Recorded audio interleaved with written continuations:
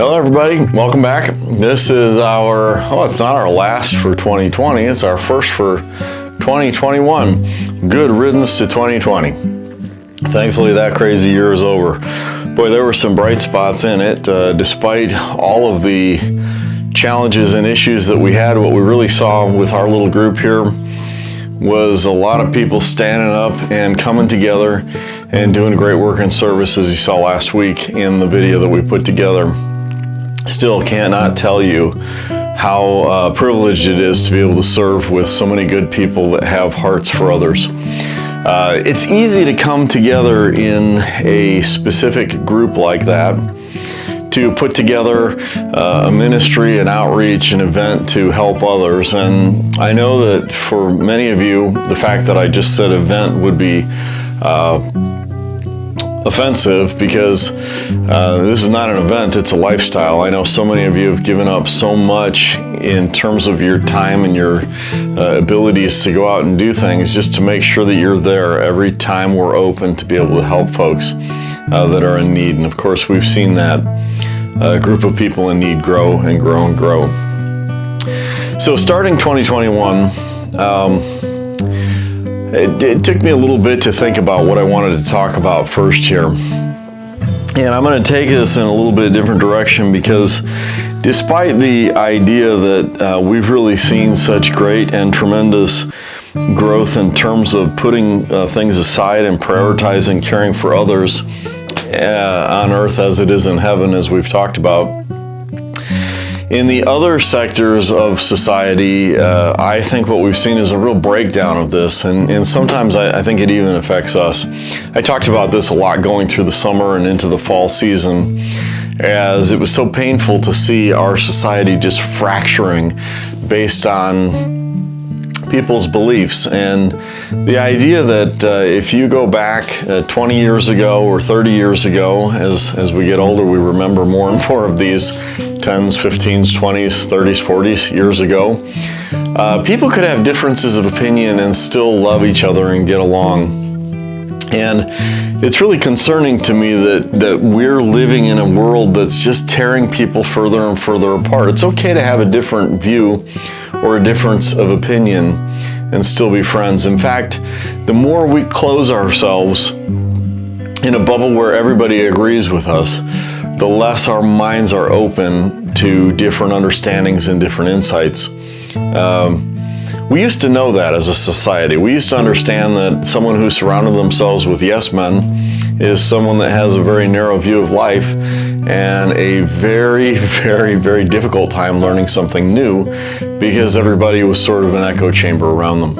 I'm going to share with you a little story from John 3, and I think I've actually even used this story in a video before, but I want to use it today to point out something a little bit different. This is following the wedding in Cana, the baptism of Christ, and a couple other things, and it's beginning the travels of Christ. This is John chapter 4. Jesus knew the Pharisees had heard that he was baptizing and making more disciples than John, though Jesus himself didn't baptize them, his disciples did. Interesting paraphrase there. Was that part of the original? So he left Judea and returned to Galilee. He had to go through Samaria on the way, and eventually he came to the Samaritan village of Sychar, near the field that Jacob gave to his son Joseph. Joseph's well was there, and Jesus, tired from the long walk, sat wearily beside the well about noontime. Soon a Samaritan woman came to draw water, and Jesus said to her, "Please give me a drink."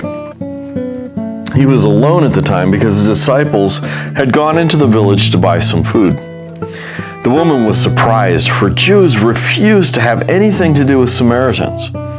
She said to Jesus, "You're a Jew and I'm a Samaritan woman. Why are you asking me for a drink?" Jesus replied, "If only you knew the gift God has for you and who you're speaking to, you would ask me and I would give you living water." "But sir, you don't have a rope or a bucket," she said, "and this well is very deep. Where would you get this living water? And besides, do you think you're greater than our ancestor Jacob, who gave us this well?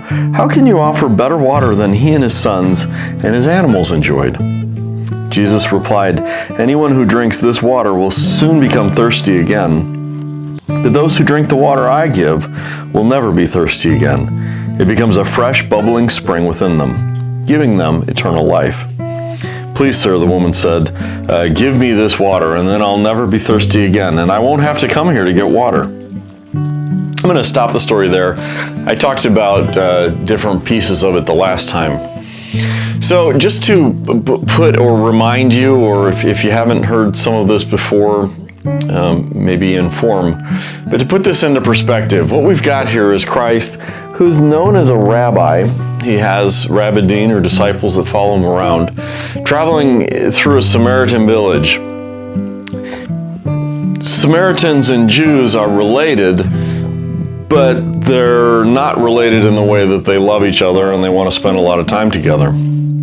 In fact, Samaritans are considered by Jews to be sort of half-bloods or partial bloods, really sort of rejected. And it's thought that when the Jews were taken into exile, those that stayed behind sort of intermingled and intermixed with the cultures around them and became these half-bloods. And when the Jews from exile came back, there was a clash. And as you read the histories of this, the clash goes so many different ways.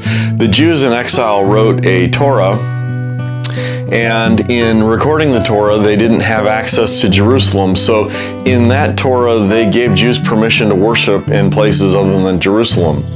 When they came back, the Jews that had stayed in that area were offended by the idea, the Hasmonean Jews were offended by the idea that these Jews wrote this Torah, giving people permission to worship wherever they were and simply face Jerusalem.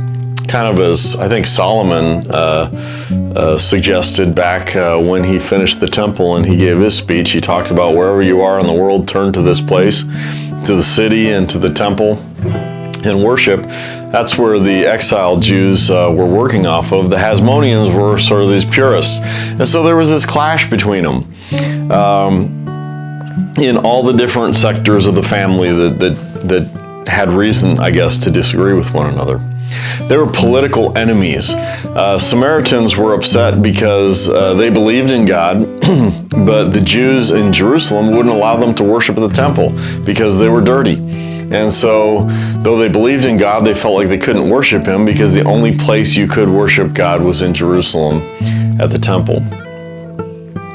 And so here's this great difference of people. Not only is she a Samaritan and therefore unworthy of speaking to a Jewish rabbi, she's also a woman, and women in that culture were looked down upon as well. And it was not appropriate for a woman to speak to a rabbi either. And so here's this woman that is really supposedly on the other side of the fence from Christ, and he reaches out to her. And I want to read you again what he hits her with when he begins. This is picking up at the end of verse 7. "Please give me a drink."